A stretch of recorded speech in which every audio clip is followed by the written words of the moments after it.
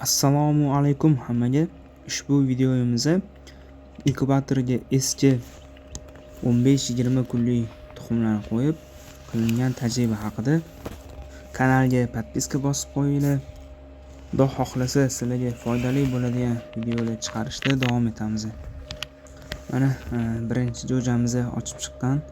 Qolganlari birinchi jo'ja chiqqandan keyin 2-3-4 soat ichida ommaviy chiqishni boshlaydi, xudo xohlasa. Chunki mana teshilgan tuxumlar ko'p, jo'jalar ochilishi boshlanibdi. Ushbu tajribani o'zi ataylab o'tkazish niyatim yo'q edi. Shunaqa holat bo'ldiki, inkubatorga qo'yishga tuxum yo'qligi uchun yig'ilib qolgan 10-15-20 kunlik tuxumlarni qo'ydim. Lekin natija ko'rib turganingizdek, Allohga shukr, yaxshi. 75 gradus namlik. Jo'jalar ochilib chiqishyapti, qurishyapti. Bu birinchi natija.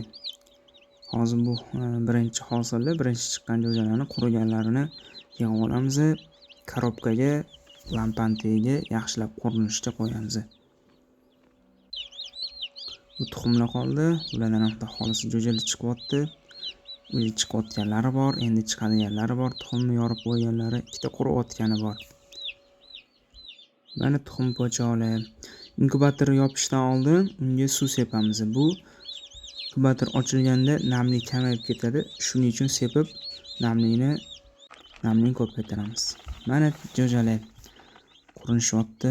Yaxshilab ularga ovqat beramiz, tuxum beramiz.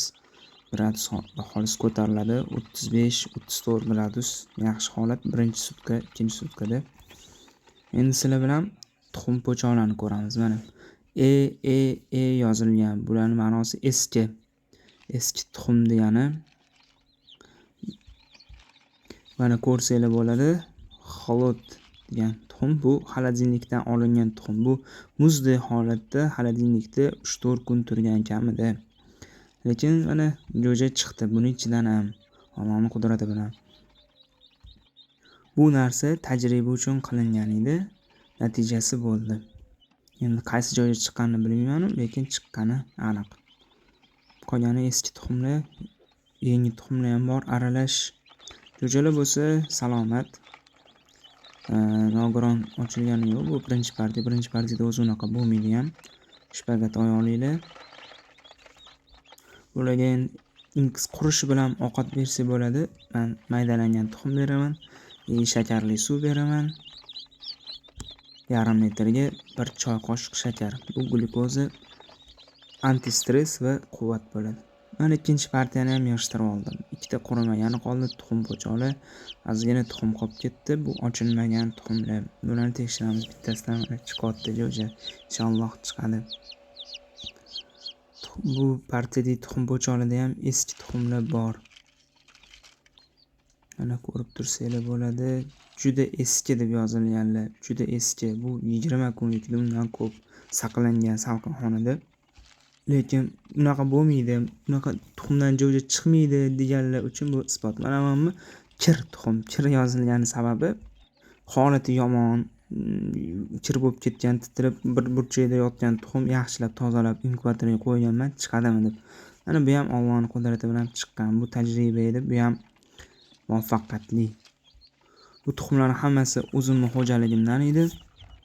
Bu tajribadan xursand bo'lgan jihatim 77% jo'ja chiqdi. Bu ko'chadan tuxum sotib olib qo'yganlarimdan ancha yaxshi natija.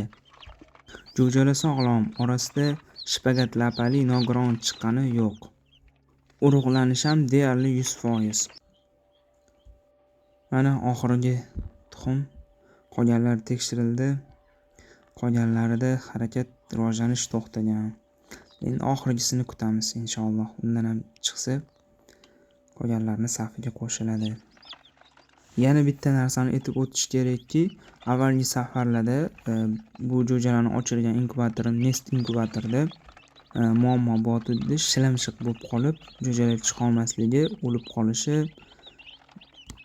Inkubator ishlab chiqaruvchisi bilan gaplashganimda bu namlik ko'payib ketishi yokida ko'proq eski tuxum qo'yilganda shunaqa holat bo'lishini aytgan edilar, lekin ko'rib turganingizdek eski tuxumdan emas.